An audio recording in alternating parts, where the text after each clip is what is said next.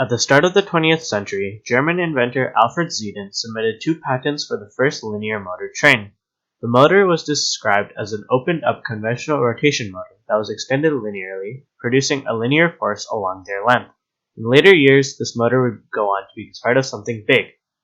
From the 1930s to the 1940s, numerous inventors and scientists used the idea of a linear motor to create patents for levitating trains using magnetic force, but all of them were merely ideas or simple drafts of what's possible. Until the 1940s, where Eric Litwaith, a British engineer and professor from Imperial College in London, created a working version of a linear induction motor, where a small motor moved along a track without coming into contact with it using magnetic forces. Litwaith pursued his research, and by the 1970s he discovered the magnetic river, a special arrangement of magnets that allowed a linear motor to lift and propel itself forward on a track. It's much more like what you would expect if you threw a piece of wood into a flowing river. It would float and move along. So this then is the beginnings of a magnetic river. But if only we could stabilize it, then we should have something that looked exactly like a river. The thing that makes it real is when we put something into one of the troughs of the wave. Then something real travels along. Can make it go the other way.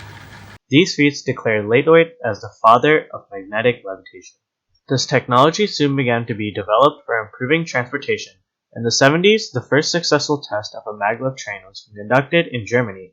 After that, other countries started developing, innovating, improving maglev technology, leading up to the present, where we have this.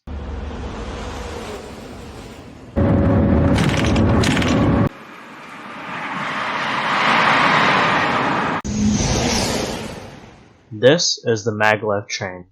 Maglev trains, which stand for magnetic levitation trains, are a form of high-speed transportation that use powerful magnets to lift and propel the train off the ground. This allows the train to travel at extremely high speeds, as they have low levels of friction since the only force the trains have to resist is air resistance. That's the big picture, but to understand the physics behind maglev trains more, you have to dive deeper. Maglev trains can fall into 2 main types: EMS, standing for electromagnetic suspension, and EDS, standing for electrodynamic suspension. The 2 most famous maglev trains uses these. The 2 types of maglev trains use a similar method for propelling the train, but both use a different method to levitate the train. In an EMS maglev train, the train is suspended a short distance above the track by using electromagnets on the undercarriage of the train. These electromagnets are attached to iron rails on the underside of the track so strongly that it's enough to overcome gravitational force. This creates a stable levitation of around 1 to 2 centimeters for the train. The train is then propelled forward by an alternating current that works to create a quick series of attractive poles and repelling poles. This alternating current is supplied to the electromagnets, creating a moving magnetic field that aligns the train with the track and propels the train forward. In an EDS maglev train, the train is suspended above the track by superconducting magnets on the train and on the track. Superconductivity is the phenomenon that occurs when the electrical resistance of certain elements approaches zero due to cold, shallow temperatures. If an electrical current is applied to a superconducting coil, the current continues to flow almost indefinitely. Superconductivity makes the magnets have a stronger and longer lasting magnetic force and magnetic fields. The magnetic field generated by the superconducting magnets on the track pushes against the magnets on the train, causing the train to be lifted up and suspended around 10 centimeters above the track. When the train is moving, the superconducting magnets on the train create an electrical current on the magnets on the track.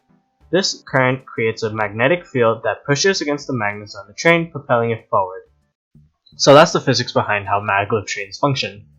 They also come with a ton of benefits to society. Maglev trains run on electricity and magnetism, so they are more environmentally friendly than high-speed trains. Less workers are required to operate the train itself.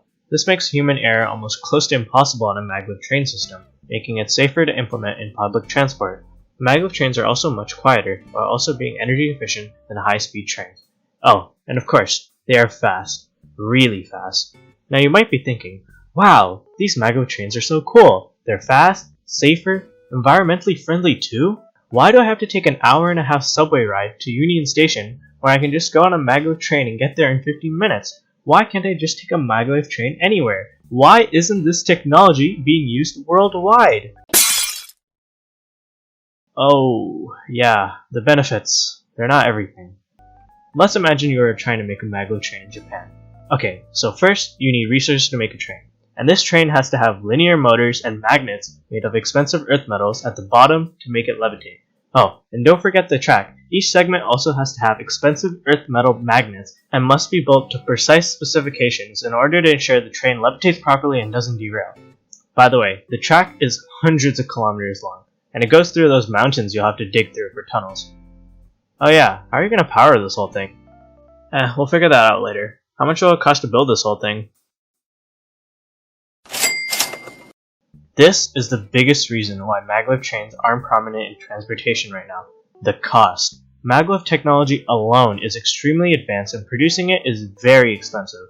A high-speed maglev train for commercial use would cost billions of dollars to construct and keep running. It's why maglev technology is really only being developed in China, Japan, and South Korea, as they're the only countries that can afford it.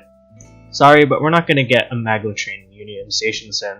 I mean, we can't even afford to give fair pay to CUPE workers. There's no way we can afford one of these.